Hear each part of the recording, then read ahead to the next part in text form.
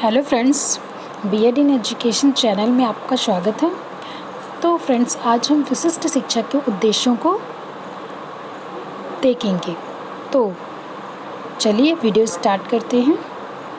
प्रत्येक शिक्षा व्यवस्था या संस्था के कुछ लक्ष्य और उद्देश्य होते हैं और इसी प्रकार विशिष्ट शिक्षा भी सामान्य शिक्षा की तरह ही देश के विकास, समाज का पुनर्गठन, नागरिक विकास, समाज में फैली हुई बुराइयों को मिटाना आदि विभिन्न प्रकार के उद्देश्यों को लेकर चलती है।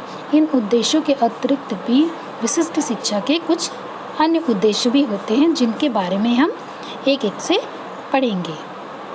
सबसे पहला उद्देश्य विशिष्ट बच्चों की विशेष आवश्यकताओं की पूर्व पहचान करना तथा निर्धारण करना।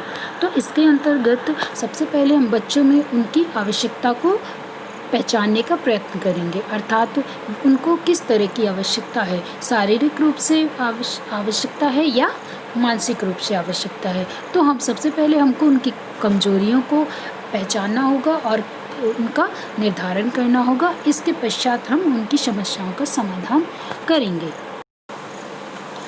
दूसरा उद्देश्य है कि शारीरिक दोष की दशा में इससे पहले कि वे गंभीर स्थिति को प्राप्त हों, उनकी रोकथाम के लिए के उपाय करना।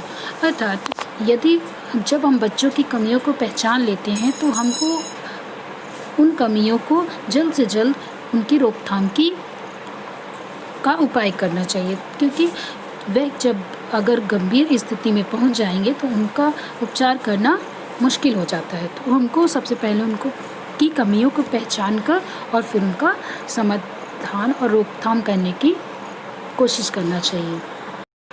तीसरा, विशिष्ट बच्चों को इस प्रकार से शिक्षित करना ताकि वे अपने आप को समाज में समायोजित कर सके। जो विशिष्ट बालक होते हैं उनको समाज के साथ समायोजन करने में समस्या आती है। तो विशिष्ट शिक्षा के अंतर्गत यह प्रयत्न किया जाता है कि जो ऐसे विशिष्ट बालक होते हैं उनको यह सिखाया जाए कि उनको समाज के साथ किस तरह से उठना बैठना है, किस तरह से बात करना है। ऐसे बच्चे जो होते हैं वह समाज के लोगों के साथ बातचीत करने में झिझकते हैं, घबराते हैं और अपनी भावनाओं को व्यक्त नहीं कर पाते।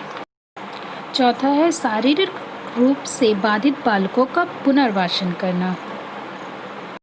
इसके अंतर्गत विशिष्ट शिक्षा का यह उद्देश्य छिपा होता है कि जो शारीरिक रूप से विकलांग बालक होते हैं, जिनको समाज में कोई महत्व नहीं दिया जाता है, उनको समाज में उनका स्थान फिर से उनको पुनर्वासन किया जाए, उनको फिर से बसाया जाए ताकि वे समाज में अपने आप को साबित कर सकें। पांचवा है कि इस शिक्षा का उद्देश्य विशिष्ट बच्चों के प्रति माता पिता व समाज के लोगों की सोच व दृष्टिकोण को बदलना। प्रायः हम देखते हैं कि ऐसे बच्चों के माता पिता अपने बच्चों के ऊपर शर्मिंदगी महसूस करते हैं, यहाँ तक कि वे उनको पढ़ाने लिखाने भी नहीं भेजते हैं और समाज भी उनको हे दृष्टि से देखता है। तो विशिष्ट इस शिक्षा का एक उद्देश्य है कि ऐसे बच्चों के प्रति माता पिता और जो समाज है उसका दृष्टिकोण बदलना, ऐसे बच्चों का शारीरिक और मानसिक विकास करके उनको एक मानव पूंजी के रूप में विकास करना। विशिष्ट शिक्षा का छठवां उद्देश्य है कि विशेष बच्चों का सर्वांगीण विकास करना। तो इसके अंतर्गत विशिष्ट शिक्षा जो है ऐसे बच्चों का न सिर्फ शारीरिक बल्कि शारीरिक, मानसिक, संवेगात्मक हर तरह से सर्वांगीण विकास करती है ताकि ऐसे बच्चे समाज में अपने आप को साबित कर सकें। सातवां है शारीरिक रूप से बाधित बालकों की शिक्षण समस्याओं की जानकारी देना तथा सुधार हेतु सामूहिक संगठन तैयार करना। इसके अंतर्गत जो विशिष्ट शिक्षा है यह प्रबंध करती है कि बालकों को किस प्रकार की शिक्षण में समस्याएं उत्पन्न हो रही हैं, वह उसके सुधार हेतु एक सामूहिक संगठन भी तैयार करता है और उनकी समस्याओं का निदान करता है। आठवां, विशेष बच्चों को इस प्रकार का वातावरण प्रदान करना जिससे वे देश की मुख्य धारा से जुड़ सके। इसके अंतर्गत उनको ऐसा वातावरण प्रदान करना ताकि वे अपने आप को समाज के हर मूल्यों को, हर नियमों को सीख सके और अपने आप को देश से के मुख्य धारा से जोड़ सकें। 9वां, यह शिक्षा विशिष्ट बच्चों को प्रेरणा प्रदान करती है ताकि वे अपने जीवन के उद्देश्यों को प्राप्त कर सकें।